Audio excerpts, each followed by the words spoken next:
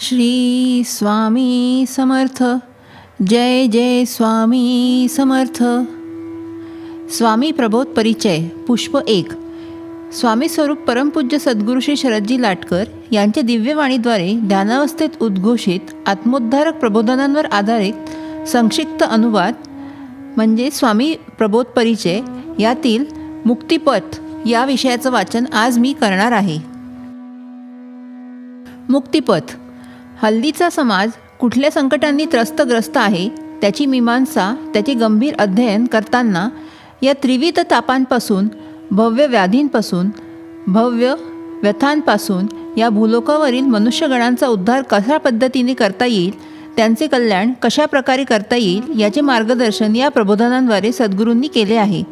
त्याचप्रमाणे या संपूर्ण जगाचे, समग्र जीवमात्रांचे, समग्र ब्रह्मांडाचे यथार्थ ज्ञान माणसाला कशा प्रकारे देता येईल, दिव्य सुपंथावर यात्रा करण्याकरता मनुष्याला सक्षम कसे बनवता येईल, त्याच्या जीवनातील प्रारब्धाचा नकारात्मक प्रभाव कसा कमी करता येईल, या भिन्न भिन्न बाबींमधील वास्तवतेला डोळ्यांसमोर ठेवून त्याला कशाचे अध्ययन करावे लागेल, कुठली प्रबोधने ऐकून त्याला हे समग्र ज्ञान देता येईल, त्याच्या नित्य आचरण प्रणालीत, नित्य दिनचर्येमध्ये, रोजच्या कार्यप्रणालीत, रोजच्या जीवन प्रणालीत काय बदल घडवून आणावे लागतील वगैरे गोष्टींची चर्चा व मार्गदर्शन या प्रबोधनात केले आहे.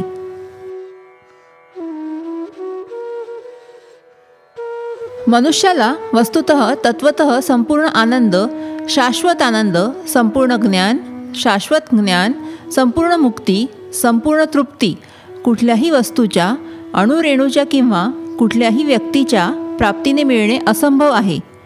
एवढेच नव्हे तर या देहाच्या माध्यमातून ज्या सुखप्राप्तीचा माणूस प्रयत्न करतो तो देहसुद्धा रोज परिवर्तित होत असतो व एक दिवस तो देहाचा त्याग करतो. जो बालकाचा देह होता तो युवावस्थेमध्ये राहत नाही. युवावस्थेतील देह वृद्धावस्थेमध्ये राहत नाही. वृद्धावस्थेमध्ये आजारपण वगैरे येऊन देहत्याग होतो.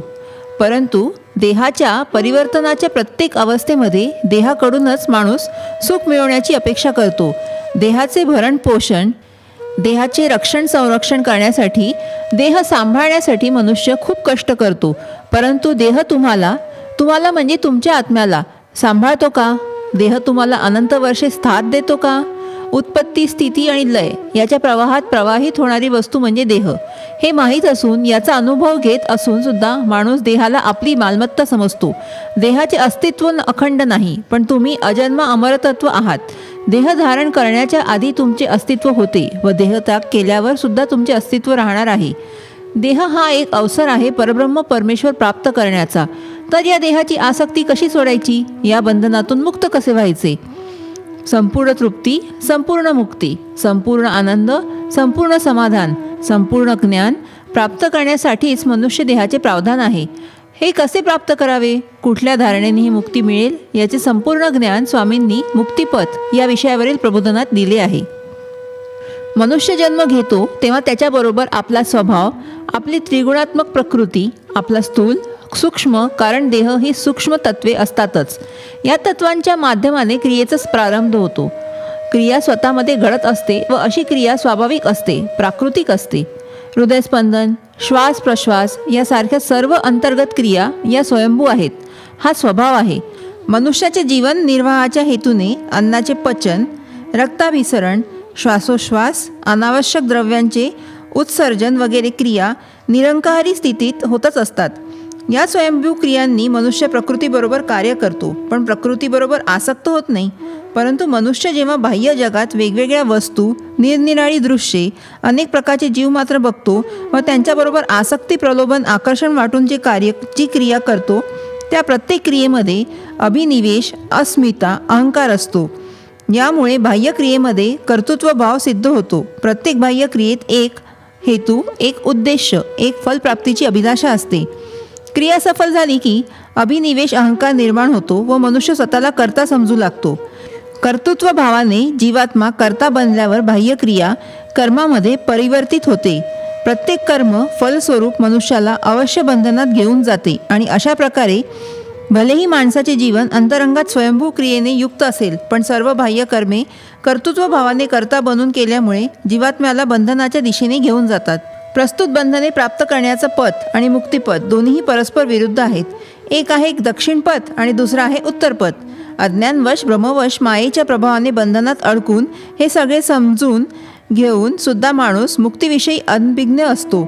यासाठी स्वभावानुसार स्वधर्माचे आचरण सिद्ध करून स्वाभाविकतेने सहजता, सहजतेने स्वानंद, स्वानंदाने स्वाधीनता आणि स्वाधीनतेमुळे मनुष्याला आपल्या नित्य निर्वाहाबरोबर कामनातृप्तीने युक्त होऊन अंतिम मुक्ती, अंतिम तृप्ती, अंतिम ज्ञान, अंतिम स्वरूपता, समग्रतेने अंतिम मुक्ती प्राप्त करून ब्रह्मांडातील परब्रह्म परमेश्वर स्वरूप सच्चिदानंद तत्वाशी अनुसंधानित होऊन मुक्ती प्राप्त करू शकतो.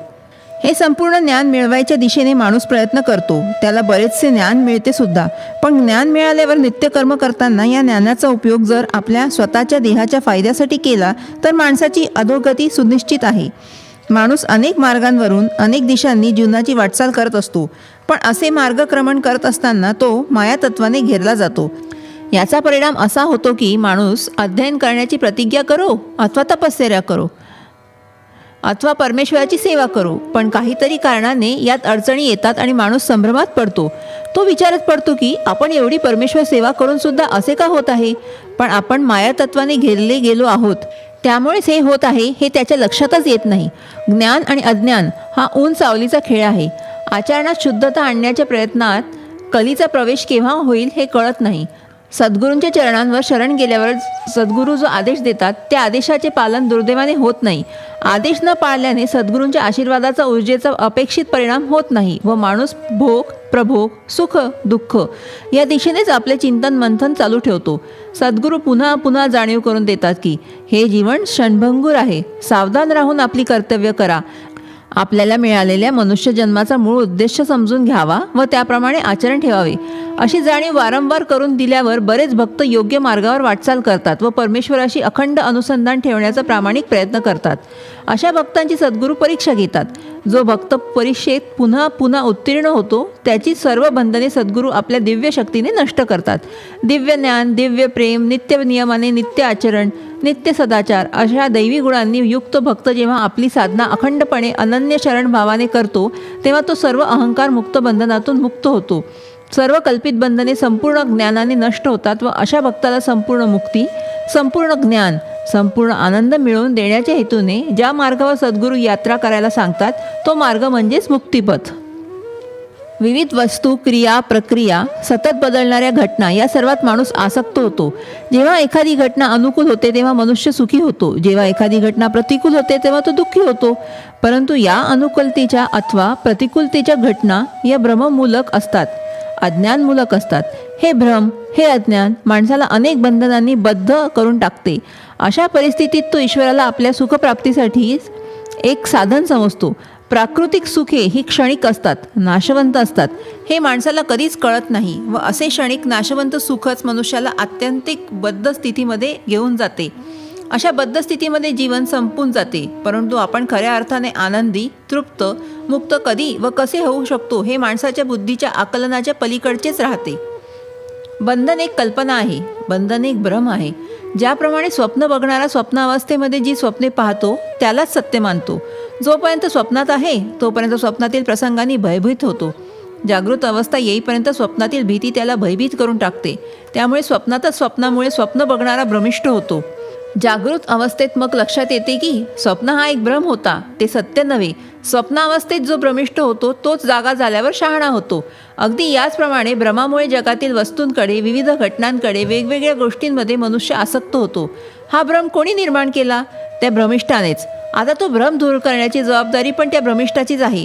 कारण भ्रम दूर केल्याशिवाय भ्रमिष्ठ असलेला माणूस शहाणा होणार नाही. भ्रम दूर केल्याशिवाय बंधनातून मुक्त होणार नाही. भ्रम दूर करण्यासाठी मूल स्वरूपाचे ज्ञान प्राप्त करावे. देहबुद्धी नष्ट करून आत्मबुद्धी प्रस्थापित करावी. तुमचे त्रिदेह, तुम्हाला मिळालेली पंचमहाभूतात्मक, त्रिगुणात्मक, पंचतन्मात्रक सामुग्री तुम्हाला आत्मबुद्धी प्रस्थापित करण्यासाठीच दिली आहे. ही सामुग्री योग्य दिशेने वापरून बंधनातून मुक्त व्हावे आणि आत्मबुद्धी प्रस्थापित करावी. संपूर्ण मुक्ती, संपूर्ण तृप्ती, संपूर्ण आनंद, संपूर्ण समाधान, संपूर्ण ज्ञान प्राप्त करण्यासाठी परमेश्वराने दिलेल्या सामुग्रीचा उपयोग करावा. ही सामुग्री भोग प्रभोग घेण्यासाठी तुम्हाला मिळालेली नाही याची कायम जाणीव ठेवावी. या सामुग्रीचा उपयोग तुमचे अंतःकरण पवित्र करण्यासाठी करावा.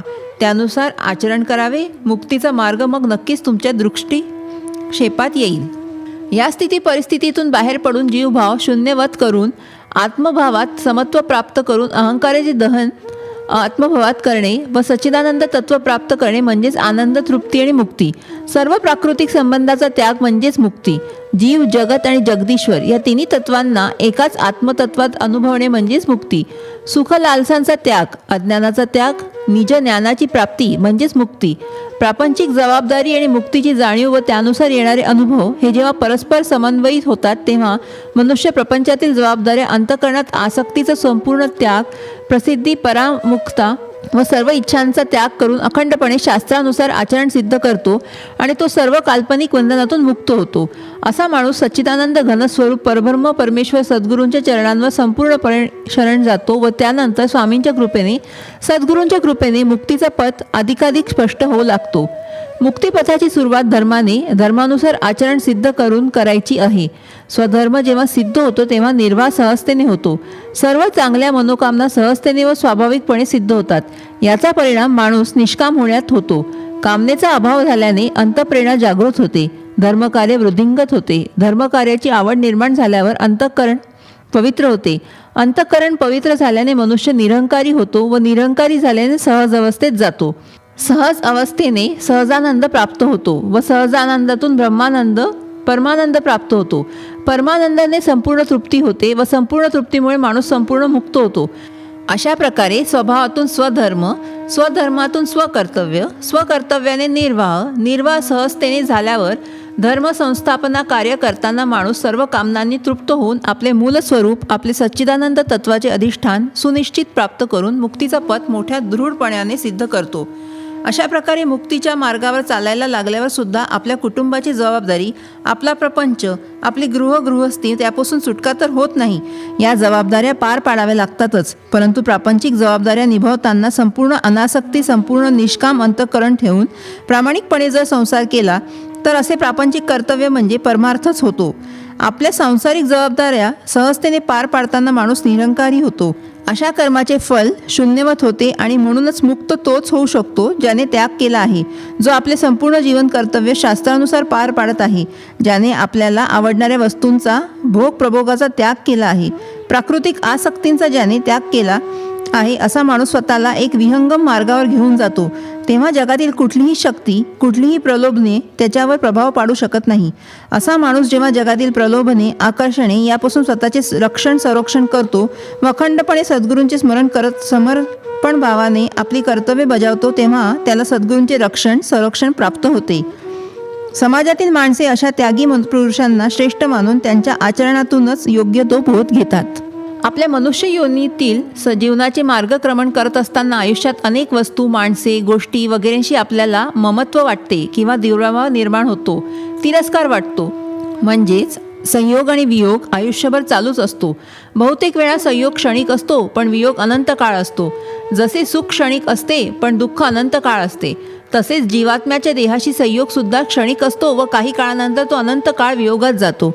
परंतु सच्चिदानंद घनस्वरूप परब्रह्म परमेश्वर स्वरूप सद्गुरूंशी जीवात्म्याचा अखंड योग असतो. इथे संयोग नाही अथवा वियोग नाही. जीवात्मा परब्रह्म परमेश्वराचा अंश आहे. अंश आणि अंशीचा वियोग कधीच होत नाही. जीवात्म्याचा संयोग वियोग प्रकृतीबरोबर आहे, पण जीवात्मा आणि परब्रह्म परमेश्वर याचा अखंड योग असतो. जीवात्मा भले दुर्गतीच्या दिशेने जात असो किंवा अधोगतीने नरकात जात असो अथवा दुर्जनांच्या संगतीने दुर्गती होऊन त्याचे अधपतन होत असो, काहीही झाले तरी जीव हा परब्रह्म परमेश्वराचाच अंश आहे. जीव ज्ञानी असो किंवा अज्ञानी, तपस्वी असो किंवा प्रमादशील कार्य करणारा असो, योगी असो अथवा भोगी असो, कोणत्याही स्थितीमध्ये, कोणत्याही अवस्थेमध्ये जीव हा परब्रह्म परमेश्वराचा अंशच आहे. म्हणूनच जीव हा परब्रह्म परमेश्वरासाठी पुत्रवत आहे. अंशीशी अखंड संबंध प्रस्थापित करून अंश हा अंशीला पुत्रासारखाच आहे. पुत्राचे कल्याण करणे हे पित्याचे प्रथम दायित्व असल्याने प्रत्येक जीवाची पापकर्मे नष्ट करण्याच्या हेतूने परमेश्वर जीवाला नरकात पाठवतो. नरकात पापाचा क्षय होतो आणि कल्याणाचा मार्ग सुस्पष्ट होतो. याच प्रकारे पुण्यकर्मामुळे जीवाला जर ऊर्ध्व गती प्राप्त झाली तर आत्यंतिक पुण्याच्या साठ्यामुळे त्याला ऊर्ध्व लोकात उत्तमोत्तम भोग प्रभोग प्राप्त होतात. भोग प्रभोग एवढ्यासाठीच की अशा पुण्यात्माच्या पुण्याच्या साठ्याचा हे भोग घेतल्याने क्षय होतो. पाप आणि पुण्याचा क्षय झाल्यावरच या पृथ्वी तलावर मनुष्य योनीत जन्म मिळतो व फक्त मनुष्य योनीतच मुक्ती प्राप्त करण्याची संधी मिळते. परंतु ही फक्त संधी आहे, शाश्वती नव्हे. मनुष्याला दिलेल्या बुद्धितत्वाचा उपयोग करून विवेकाने आचरण करून या संधीचा फायदा घ्यावा अथवा ही संधी हातून निसटून न द्यावी हे सर्वस्वी मनुष्य योनीतील माणसावरच अवलंबून आहे. ही संधी हातून निसटू नये व आपली मुक्तीच्या मार्गावर वाटचाल निश्चितपणे चालू राहावी असे ज्याला वाटते त्याने काय करावे हे स्वामींनी प्रबोधनात सांगितले आहे. बुद्धितत्व, विवेकतत्व आणि मीमांसा सिद्ध करण्याची क्षमता जीवात्म्याला परमेश्वराने दिली आहे. ही क्षमता देताना परब्रह्म परमेश्वर असा आदेश देतात की यातील जो विवेक आहे त्याचा उपयोग करून धातृत्व भावाचा त्याग करावा. जे कर्तव्य करत आहात, जे कर्म तुमच्या हातून घडत आहे त्यातील कर्तृत्व भावाचा त्याग करावा. गुरुतत्वासमोर समर्पण भावाने स्वतःला सादर केल्यावर तुम्हाला जे ज्ञान प्राप्त होते त्यामुळे निर्माण होणाऱ्या ज्ञातृत्व भावाचा त्याग करावा.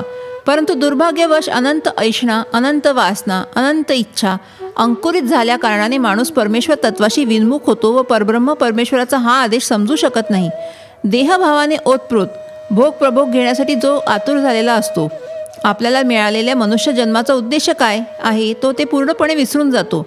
हे विस्मरण टाळण्यासाठी कर्तव्यभाव, प्रेमभाव, साक्षीतत्वभाव, समर्पण इत्यादी आत्यंतिक उच्च स्तरावरील भावभावनांसमवेत जी काही परिस्थिती प्राप्त झाली आहे ती परिस्थिती व्यवस्थित ओळखून आपली दशेंद्रिये, बाह्यकरण, अंतःकरण, चातुष्टय समन्वयित करून साम्यस्थितीमध्ये आचरण सिद्ध झाल्यावर संयोग वियोग इत्यादी द्वंद्वातून माणूस मुक्त होतो व सद्गुरूंचे, शिवगुरूंचे अखंड स्मरण करतो.